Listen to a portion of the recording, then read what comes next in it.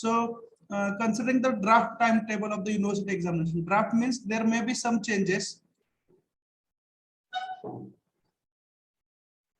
So even if we assume that the exam is going to start on which date? 5th or 7th? 5th. Okay. And पहिला paper कुठला आहे? Engineering physics. सुरुवात तर चांगली झाली. ठीक आहे. Considering the examination to start on 7th, will complete the syllabus on 25th. Okay. I hope up to your experience of 10th. Final एक्झामच्या आधी बऱ्याच गोष्टी असतात त्याच्यामध्ये जर्नल चेकिंग असतं, एक्सपेरिमेंट चेकिंग असतं, असाइनमेंट चेकिंग असतं. Yes or no? त्यामुळे पुढचा जो काळ आहे तो तुमच्यासाठी खडतर आहे. हे मी कुंडली बघून सांगत नाही, तारखा बघून सांगतोय. Is it clear? त्यामुळे आता थोडस इन्व्हॉल्वमेंट ठेवून ज्या ज्या गोष्टी पूर्वी राहिलेल्या आहेत, बरोबर का, लोकांची पीडीएफ घेऊन रिनेम करणं हे धंदे बंद करा आता. प्रामाणिकपणे लिहा, त्यातनं एक्झामचं प्रिपरेशन होईल. मुलं ऐकतात का?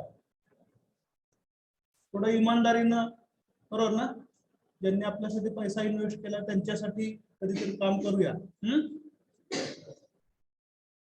तर हे सगळं करायचं आहे. ठीक आहे.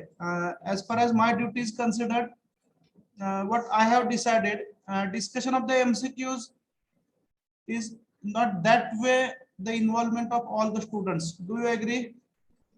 MCQ डिस्कस करताना उत्तर देणाऱ्या विद्यार्थ्यांची संख्या कमी असते, बाकी लोक सगळ्यात शेवटी जो टेबल दिसतो, बरोबर ना, त्याच्यानुसार गोळ्या मारतात, काय नाही जमलं तर एक मारतात शेवटी, बरोबर ना. Yes or no? तर ते जे डिस्कशन आहे MCQ चं, will keep it towards the end of the semester. Are you listening? Yes, sir. Already the PDF is with you, answers are with you, and if the theory is taught to you, those who are really interested in MCQs, you can also refer the MCQs because the answers are given at the end of that MCQ section. Is that fine? And discussion जे आहे ते आपण शेवटी करूया, शेवटच्या 2 दिवसात. Is that fine? Yes, sir. Okay. So right now we have completed unit number 1. नाव सांगा, समोर दिसतात. Resultant of coplanar forces. याच्यामध्ये आपण काय काय पाहिलं? समेशन, रिझोल्यूशन पाहिलं, बरोबर आहे का? आणि रिझल्टंट फाइंड आउट करणे पाहिलं. रिझोल्यूशन, रिझल्टंट आणि काय बघितलं? मोमेंट फाइंड आउट करणं, बरोबर आहे का? याच्यावरचे न्यूमरिकल. नंतर इक्विलिब्रियम पाहिलं, conditions of equilibrium, summation F x, summation F Y, बरोबर ना, आणि समेशन एम. याच्यामध्ये प्रॉब्लेम कसले कसले होते? सपोर्ट, बीम्स वरती होते, बरोबर आहे का? याच्यामध्ये आपण सपोर्ट रिएक्शन फाइंड आउट करत होतो. Is it correct? Yes, sir. Now we are towards the end of the semester. Okay, hardly 1 week is with us. त्यापैकी एखाद दिवस धुलीवंदन असेल, एखादा रविवार असेल, एखाद दिवशी मी नसेल. नसेल म्हणजे क्लासमध्ये नसेल. Are you getting? So considering all these difficulties, I am planning to end the syllabus by 23rd. Okay, that's why I am telling you the review. Shall we continue? Then Yes, analysis of pre-jointed. Here we have studied the types of frames, truss, etc. Okay, so here we have found out the support reaction. Is it correct? Then forces in all the members, method of joints and method of sections. Do you remember? Yes, sir. Yes. Okay, so even if you learn method of joints आणि method of sections, बरोबर आहे का? त्यामुळे कायनेमॅटिक्स, projectile motion, D'Alembert principal किती जरी समजावून सांगितलं तर आपल्याला हे सोपं वाटतं. Do you agree? Yes or no?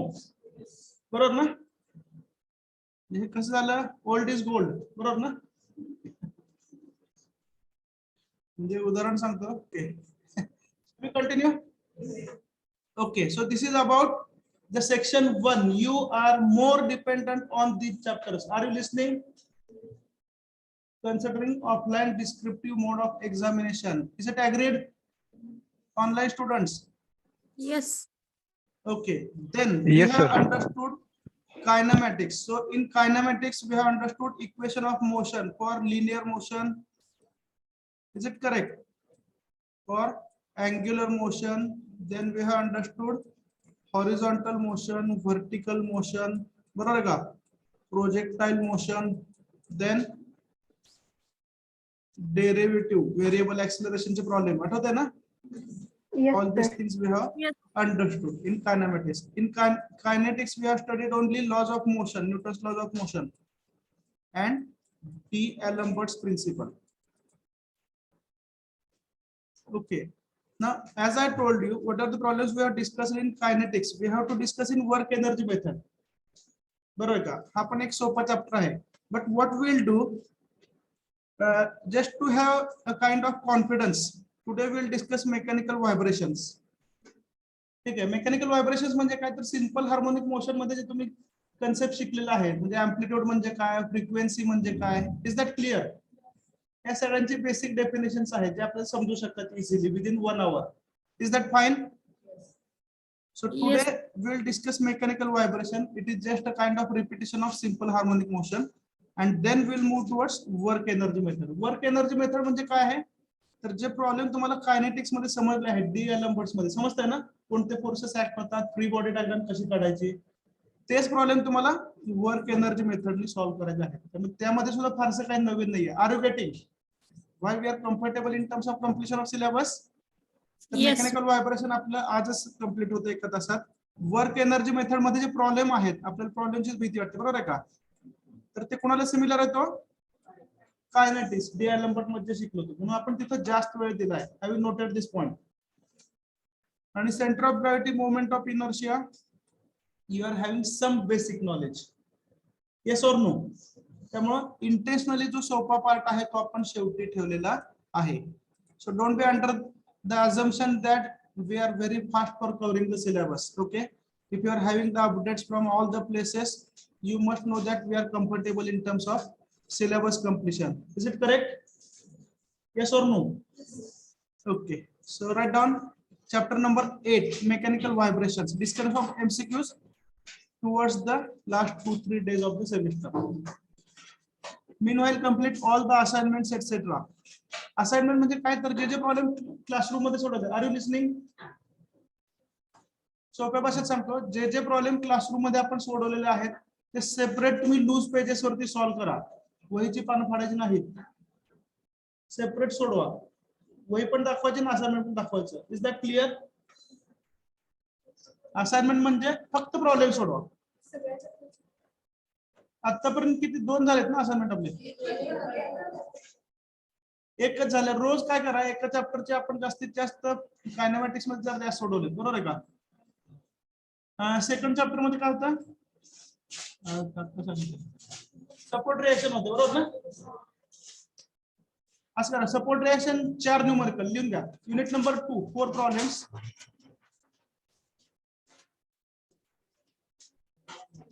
MCQ लागणार.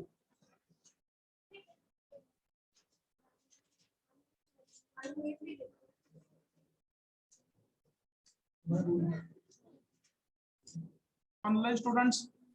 Yes, sir. 4 problems on support reactions. हे झालं असाइनमेंट नंबर 2. जे वहीत आहे तेच लिहायचं आहे. बरोबर ना? आज किती तारीख आहे? 16 ना? रोज एका चॅप्टरचं जरी लिहिलं, अर्ध्या तासात लिहून मला वाटतं. वहीत असले प्रॉब्लेम परत रिपीट करायला अर्धा तास सफिशियंट आहे ना? 24 तासात ना अर्धा तास का अन्याय होतो का? रोल नंबर 62, 20 लिहू. कुठे गेले? रोल नंबर 20 आहेत का? अन्याय होत नाही ना? तिकडचे आहेत म्हणून विचारलं नाही ना? परत कामात त्रास होतो. ठीक आहे. देन युनिट नंबर 3 कुठलं होतं? Method of joints. हा, method of joints 2 problems, method of sections 2 problems.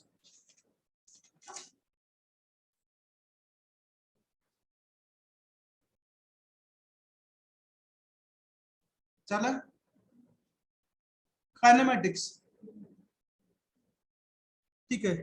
Right down 1 problem each on. प्रत्येक प्रकारचा एक problem. 1 problem each on linear motion. Linear motion म्हणजे काय? कार आली, ब्रेक दाबला, बरोबर ना? सिग्नल चालू झाला, सिग्नल बंद झाला. Is that clear? Linear motion, comma vertical motion.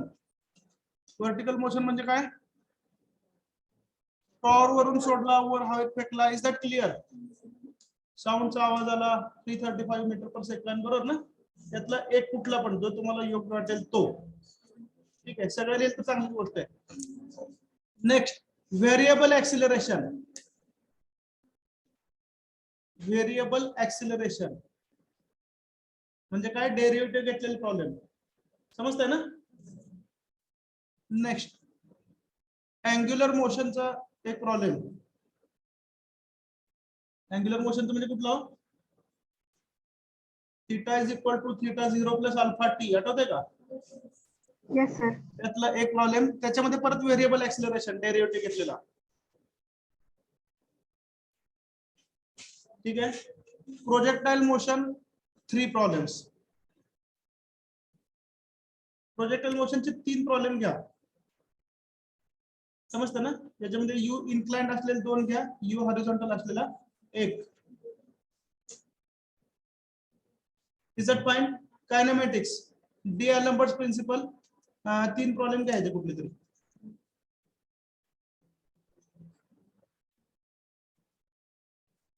Is that fine? Mechanical vibration जे आज आपण डिस्कस करतो त्याचे फक्त एमसीक्यू घ्या, त्याच्यामध्ये न्यूमरिकल नाहीत.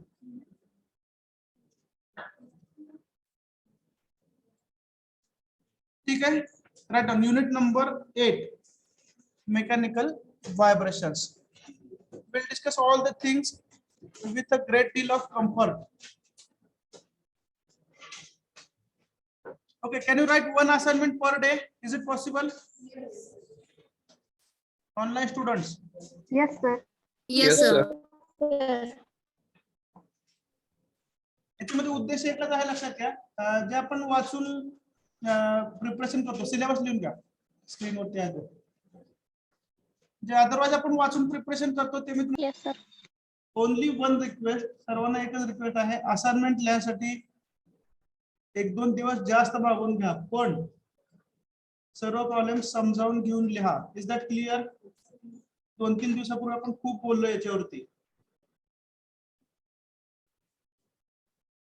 So you have to ensure that what are the things you are writing as assignment, they are completely understood by you. Because I wish that the output of the assignment should be understanding. Output of assignment should not be signature or marks. ऐकताय ना?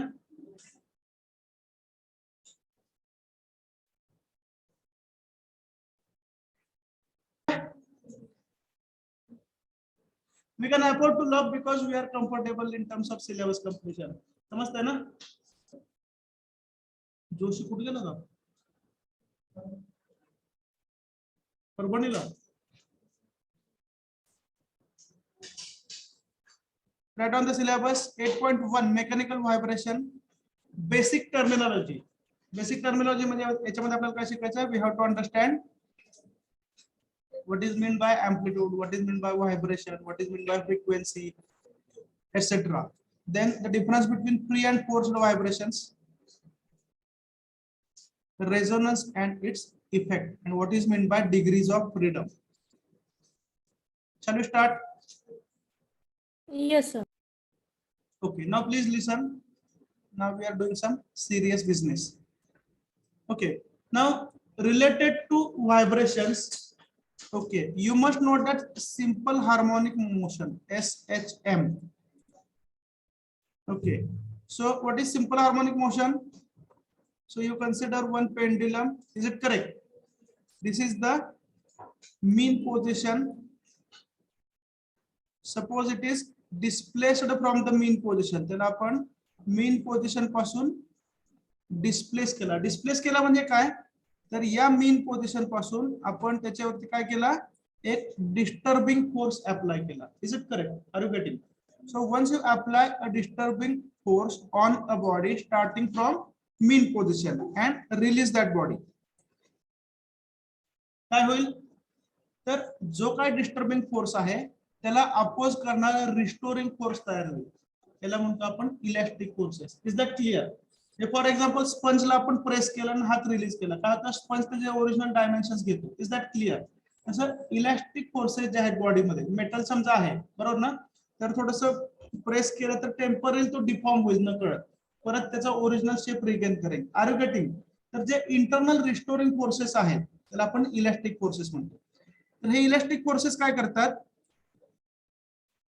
या बॉडीला पुन्हा मीन position पर्यंत आणतात. Are you getting? And after the mean position ते जे बॉडीची इलॅस्टिक एनर्जी असते, it makes it to travel up to the another extreme position. Is that clear? And this process continues. लक्षात येतंय काय काय सांगितलं? ऑसिलेशन कसे होतात? Body is initially at mean position, त्यानंतर काय अप्लाय केला? डिस्टर्बिंग फोर्स और एक्सटर्नल फोर्स, बरोबर आहे. त्यामुळे बॉडी कुठे रीच झाली? Up to one extreme position. यावेळी मीन पोझिशन पासून डिस्टर्ब करताना जर तुम्ही एक्सटर्नल फोर्स अप्लाय केला असेल तर त्याच्या अगेन्स्ट काय असतो? रिस्टोरिंग फोर्स और इलॅस्टिक फोर्स, बरोबर आहे. तो बॉडीला मीन पोझिशन पर्यंत आणतो. Thereafter the elastic forces get converted into kinetic energy. Okay, and then the body will travel up to another extreme position, and this process of movement continues between two extreme positions. The body he vibrate होत राहणार आहे, कशी? About the mean position. Is that clear? So this is the basic how the vibrations take place. ठीक आहे, याच्यामध्ये थोडासा mechanical इंजिनिअरिंगचा संदर्भ येणार आहे, तिथे तिथे गरज मी लागतो. सिलेबस लिहिला आहे, basic terminology, free and force, हे सगळं झालेलं आहे. Let's continue. चला, whatever we have discussed right now, it is given here. Screen कडे लक्ष द्या, don't write anything. फक्त समजावून घ्या. ठीक आहे. Now, the two important things we have to consider in terms of vibration is mass of the body and elasticity. Vibration कोणत्या बॉडीचे होऊ शकतात? तर जी बॉडी इलॅस्टिक आहे ती. Are you getting? जी बॉडी इलॅस्टिक नाही ती काय होणार आहे? डिस्टर्बिंग फोर्सेस मुळे फ्रॅक्चर होईल, फेल्युअर होईल. Are you getting? पण व्हायब्रेशन्स कोणाचे होऊ शकतात? Elastic bodies. For example metals. लक्षात येतं ना? हे ट्युनिंग फॉर्क तुम्ही समजा घेतला, साधं उदाहरण देतो, ऐकताय ना? Take the simple example of tuning fork. ठीक आहे, ट्युनिंग फॉर्क ज्यावेळी तुम्ही त्याच्यावरती इम्पॅक्ट देता, म्हणजे तुम्ही काय करता? डिस्टर्बिंग फोर्स अप्लाय करता. Yes or no? आणि त्यामुळे ते व्हायब्रेशन्स क्रिएट होतात. Is that clear? ठीक आहे. त्याच ठिकाणी तुम्ही इमॅजिन करा एखादा maybe non metallic part आहे, तर त्या व्हायब्रेशन मुळे आवाज आपल्याला ऐकू येतो का? नाही, it will not take place. So vibrations are basically related to elastic bodies and which are having certain mass. ठीक आहे. यापैकी मास ही काय हो? बाय डिफॉल्ट असणारी प्रॉपर्टी, इनहरंट प्रॉपर्टी आहे. Yes or no? And elasticity म्हणजे काय हो? तर relative motion among the part. ठीक आहे, याचं उदाहरण देतो मी तुम्हाला. Take simple example. एक समजा मेटॅलिक रॉड आहे, आपण काय शिकायचा प्रयत्न करतोय? इलॅस्टिसिटी म्हणजे काय? Relative motion amongst the various parts of the body. आपण काय करूया या बॉडीवरती? ए आणि बी, हे मला वाटतं चॅप्टर नंबर 2 मध्ये पण मी एक्सप्लेन केलंय. हे दोन पार्टिकल आहेत, ए अँड बी. याच्यामध्ये काहीतरी डिस्टन्स असेल, and suppose you have applied tensile force on this body. या बॉडीवरती आपण समजा टेन्साइल फोर्स अप्लाय केला, दोन्ही बाजूने स्ट्रेच केलं. So what will happen to the distance between A and B? A आणि B मधलं डिस्टन्स काय होणार आहे? It will increase little bit, एकदम मायनर अमाउंट मध्ये होईल, पण हे डिस्टन्स चेंज होईल. Are you getting? Shall I continue? Online students, please reply. Yes, sir. Yes, So this sir. is related to elasticity. It is the relative motion amongst the various parts or particles of the body. ठीक है? Then refer to the third point. हे आपण discuss केले, वाचा एकदा. जर main position पासून तुम्ही डिस्कस केलं, हे सिंपल हार्मोनिक मोशनच्या टर्म्स मध्ये तुम्ही इमॅजिन करा. Are you getting? when the body is displaced from mean position by applying external force, त्यावेळी काय तयार होणार सांगा? इंटरनल फोर्सेस, रिस्टोरिंग फोर्सेस, ज्याला आपण काय म्हणतो? इलॅस्टिक फोर्सेस किंवा इलॅस्टिक एनर्जी मध्ये डेव्हलप झालेले फोर्सेस आहेत. Shall we continue? Yes, sir. Okay. त्याच्यानंतर काय होतं? तर ह्या इंटरनल फोर्सेस मुळे ज्या बॉडीला तुम्ही डिस्प्लेस केलेलं आहे एक्स्ट्रीम पोझिशन पर्यंत, समजतंय ना? It will try to reach to the mean position. Is it clear? Yes, sir. बोला ना काहीतरी. Okay. Next, what happens at the equilibrium position? Equilibrium position मध्ये काय होतं? तर जी इलॅस्टिक म्हणजे मीन पोझिशनला आल्यानंतर, म्हणजे सुरुवातीला कुठे होती? मीन पोझिशनला होती, बरोबर ना? डिस्टर्बन्स क्रिएट केला, रिलीज केला आणि इलेक्ट्रिक फोर्सेस मुळे बॉडी परत कुठे आली? इक्विलिब्रियम किंवा मीन पोझिशनला आली. आता इथं काय होतं? Electric energy is converted into kinetic energy, बरोबर का? And the body continues to move in opposite direction. आता ही जी इलेक्ट्रिक एनर्जी आहे ती कायनेटिक एनर्जी मध्ये कन्वर्ट झाली, त्यामुळे अपोजिट डायरेक्शनला मोशन सुरू झाले. Is it clear?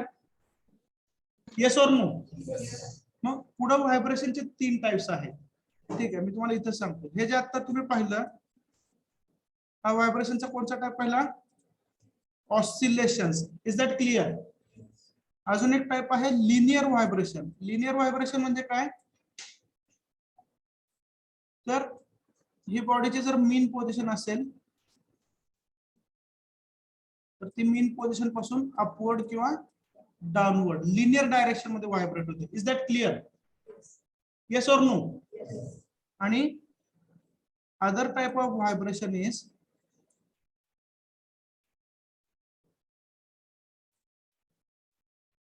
Torsional vibration.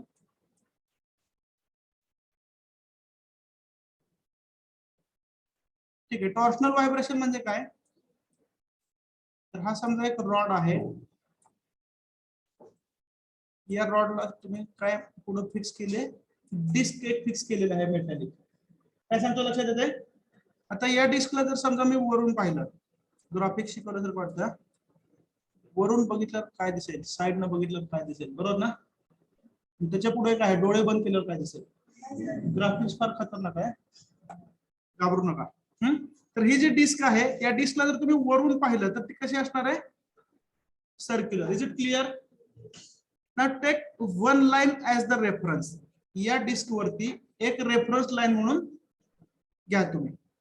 आणि ही डिस्क जी आहे, कॅन यू इमॅजिन? मी काय सांगतो बघा. ह्या डिस्कला तुम्ही हातामध्ये पकडलं आणि थोडस त्याला फोर्स अप्लाय केला, असं फिरवलं. जादूगर कसं फिरवतो? Yes or no? तसं याला फिरवलं असं समजा, काय होईल? So this is mean position of the body, बरोबर आहे का? मग ही बॉडी काय होईल? डिस्प्लेस होईल through certain angle. Are you getting or not? म्हणजे ही जी तुमची रेफरन्स लाईन आहे ती थ्रू सम अँगल डिस्प्लेस होईल. Are you getting? तर ही झाली वन एक्स्ट्रीम पोझिशन. पुन्हा एकदा मग सगळं लॉजिक बरं ना? इलेक्ट्रिक फोर्सेस तयार झाले, कायनेटिक एनर्जी मध्ये कन्वर्ट झाले आणि बॉडी परत कुठे गेली? अपोजिट साइडला. समजतंय ना? त्यामुळे या बॉडीचं जे रिपिटेटिव्ह मोशन असेल ही एवढी होईल. Can you imagine? Yes or no? So this type of vibration is called as torsional vibration. ठीक आहे. नंतर पुढे काय होईल? पुन्हा एकदा बॉडी मीन पोझिशनला येते, एटसेट्रा. तर हे सगळ्यांचं कन्क्लुजन ह्या लास्ट सेंटेन्स मध्ये आहे. What is that? Any motion which repeat itself after an interval of time. ठीक आहे. तर व्हायब्रेटरी मोशन असेल, ऑसिलेटरी मोशन आहे, ह्याचं कॅरेक्टरिस्टिक काय? It is a repetitive motion between two extreme positions. Characteristic काय सांगा? It is a repetitive motion, त्यामुळे ते सर्टन इंटरवल ऑफ टाइम नंतर रिपीट होणार आहे. Is that clear? Shall we continue? Yes, sir.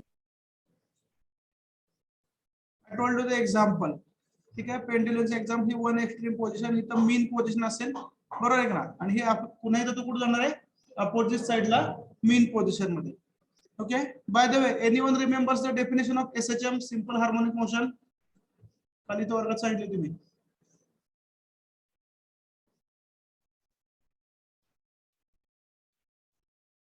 लॉकडाऊनच्या आधी शिकला असणार ना फिजिक्स थोडं तरी.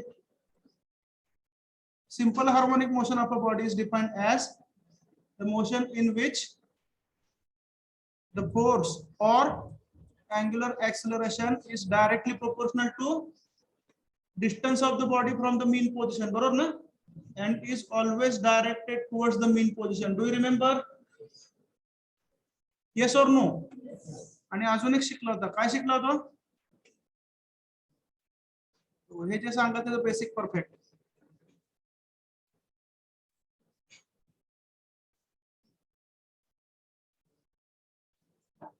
घाबरू नका, हे सिलेबस मध्ये नसलं तर एक्सप्लेन करतो कारण वेळ आहे आपल्याकडे. तर आपण काय शिकलो होतो?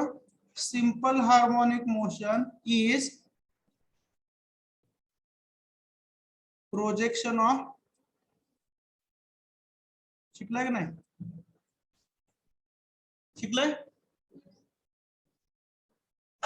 कसं शक्य आहे? सिंपल हार्मोनिक मोशन शिकलं नाही असं होणार नाही.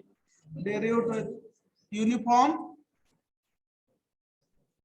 सर्क्युलर मोशन, आठवलं का? आठवलं ना? याच्यामध्ये काय सांगितलं होतं? तर सिंपल हार्मोनिक मोशन, जस्ट लिसन, तिकडे माझ्याकडे पाहता स्क्रीन काय बोलणार नाही, माझ्याकडे पाहून काय होणार, स्क्रीन कडेच पहा, बोर्डवर लिहिताना सॉरी.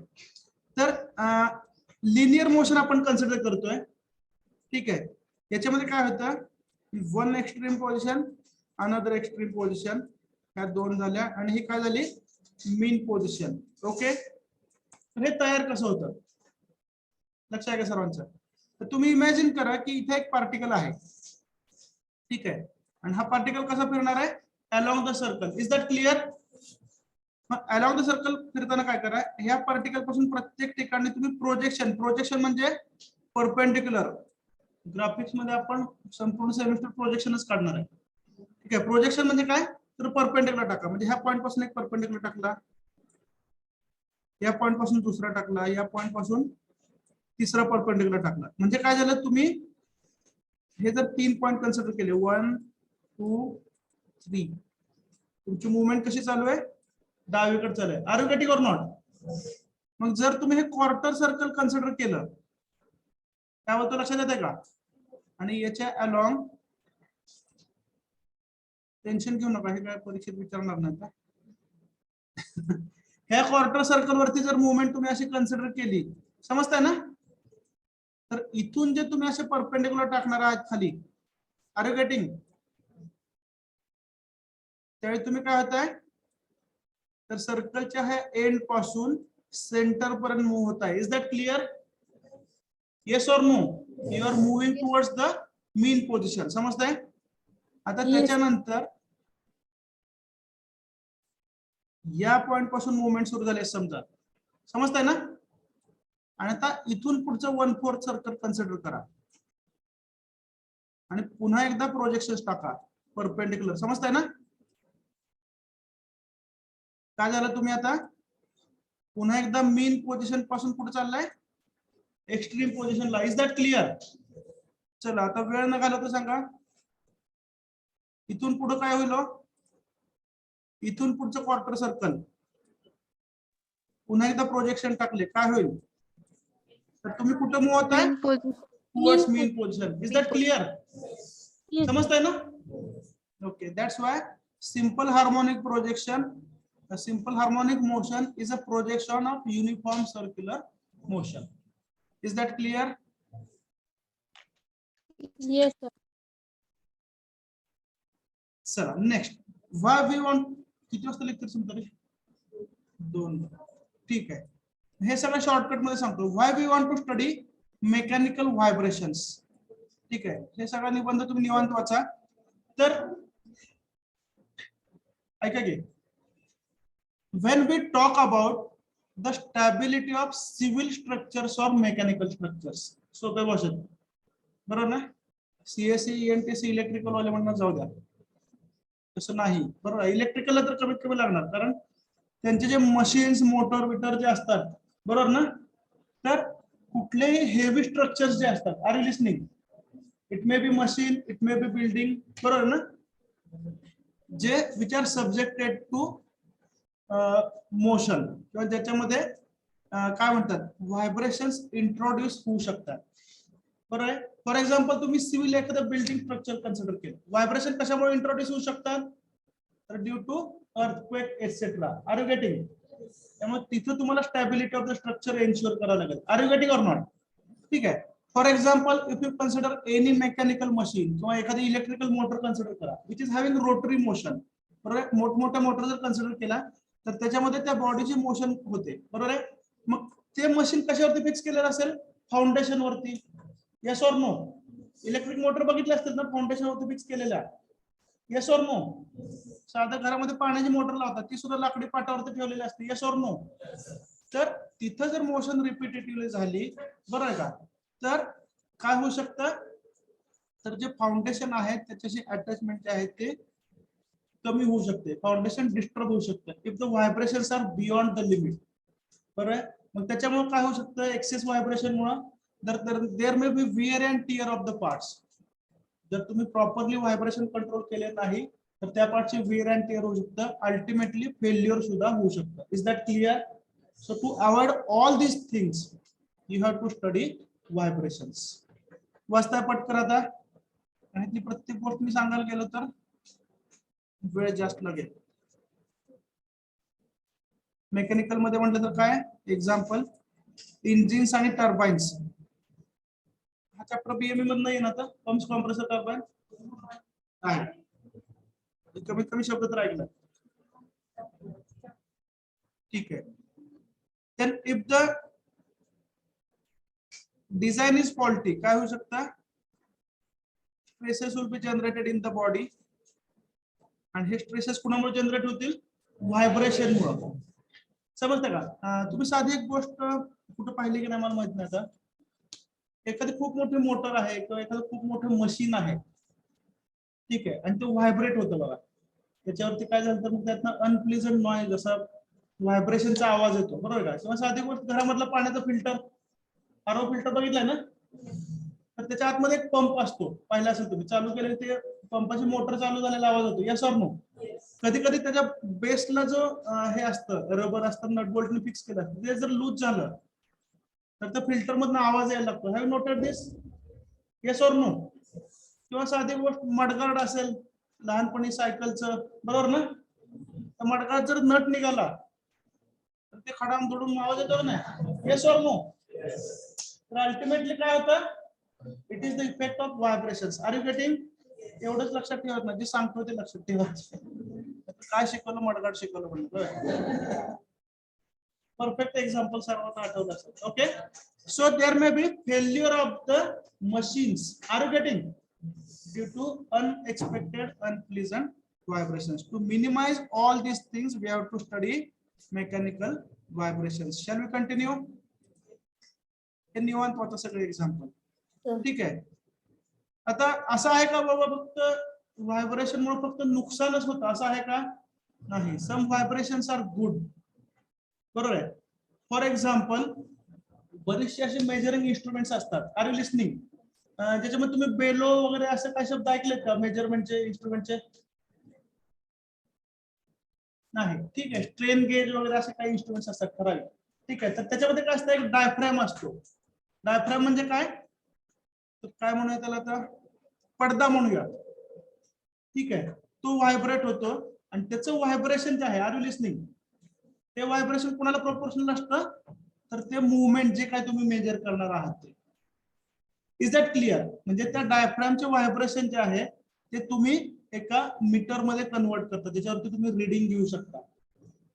R you listening? समजतंय?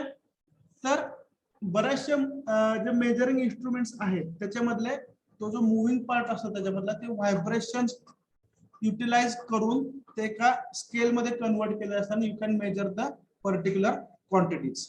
ठीक आहे. सर्वात महत्त्वाचं एक्झाम्पल का, व्हायब्रेशन नसतं तर काय झालं असतं, म्युझिक तयारच झालं नसतं. Yes or no?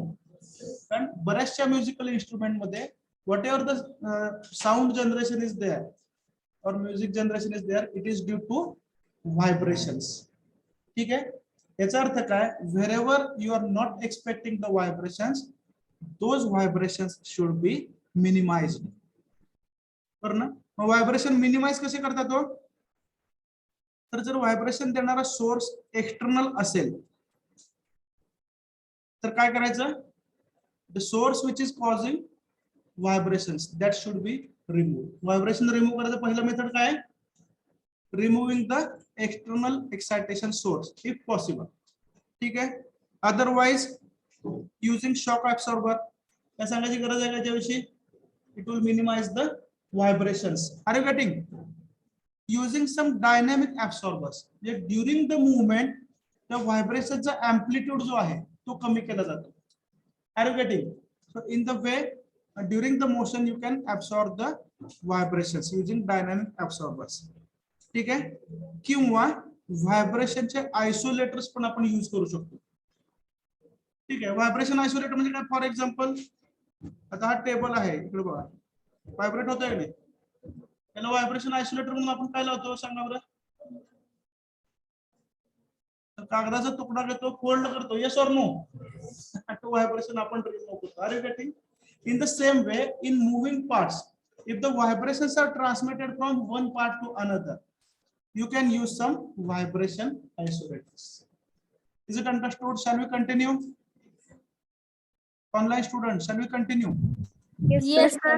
Yes, sir. Yes, sir. Now, all these definitions are known to you.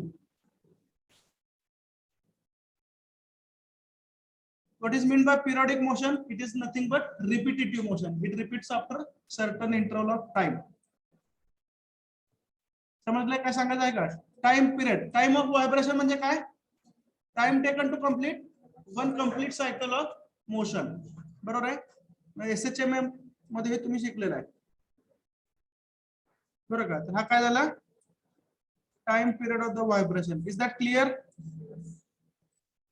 Yes, sir. एक कंप्लीट सायकल होण्यासाठी जो काय पिरियड लागतो that is called as time. What is mean by frequency? Number of cycles per unit time. Are you getting? ही frequency तुम्ही per minute घेऊ शकता, per second घेऊ शकता. Yes or no? पर सेकंडला काय म्हणतात तो? पर सेकंड म्हणजे काय? Hertz. Number of cycles per second त्याला आपण काय म्हणतो? हर्ट्ज. आठवतंय का? Online students Yes, sir. दुपारच्या Yes, sir. वेळात कमी डाऊट येतो आम्हाला. ऑफलाईन मध्ये सापडतात झोपलेले नाही, ऑनलाईन मध्ये सापडत नाही. Okay. Next, what is mean by amplitude? तर maximum displacement from the mean position. Is it correct? So maximum displacement from the mean position is nothing but amplitude. ठीक आहे. Next, natural frequency. What is mean by natural frequency? तर हे example घ्या. Spring आणि त्याच्या एंडला attach केलेलं मास दिसतं इथं स्क्रीनवरती. Yes, sir. Yes, sir. Suppose now this mass is displaced from its mean position. बरोबर आहे? याची मोशन कशी होईल तुम्ही इमॅजिन करू शकता. This is one extreme position. Yes or no? पुन्हा ते कुठे जाईल? मीन पोझिशनला जाईल आणि मीन पोझिशन क्रॉस करून परत पुढे जाईल up to second extreme position. Is it clear? तर ह्या दोन काय झाल्या? Extreme position. ठीक आहे. मग एखाद्या बॉडीला तुम्ही समजा एकदाच डिस्प्लेस केलं मीन पोझिशन पासून, समजताय ना, आणि सोडून दिलं. ठीक आहे. तर त्यावेळेचे जे काय फ्रिक्वेन्सी असेल व्हायब्रेशनची that is called as natural frequency. Are you getting? Natural frequency म्हणजे काय? once the body is disturbed from its mean position and then released on its own for the sake of vibrations. ठीक आहे. हे बोली भाषेत झालं. इथलं description वाचा. when no external forces are acting on the system after giving initial displacement. अर्थ समजला? इनिशियली डिस्प्लेस केलं, इनिशियली व्हायब्रेशन क्रिएट केले आणि नंतर जर रिलीज केलं तर ज्या फ्रिक्वेन्सीने बॉडी व्हायब्रेट होते that is nothing but which frequency? Natural frequency. Natural frequency. Is that clear? Yes, sir. ठीक है. When the body vibrates under natural frequency, it is called as fundamental mode of vibration. ठीक है. With the body lowest natural frequency na vibrate होत राहते. So are you clear about these concepts? Periodic motion, repetitive motion, बरोबर आहे. Time period म्हणजे काय, time required to complete one cycle of motion or movement. Frequency, number of cycles per unit time. Amplitude means maximum displacement. Natural frequency म्हणजे काय, the frequency with which the body vibrates after giving initial displacement, and lowest frequency with which body vibrates under natural conditions, nothing but fundamental mode of vibration. Shall we continue? Yes, sir. Yes, sir.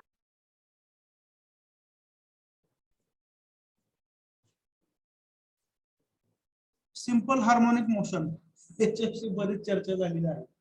ठीक आहे.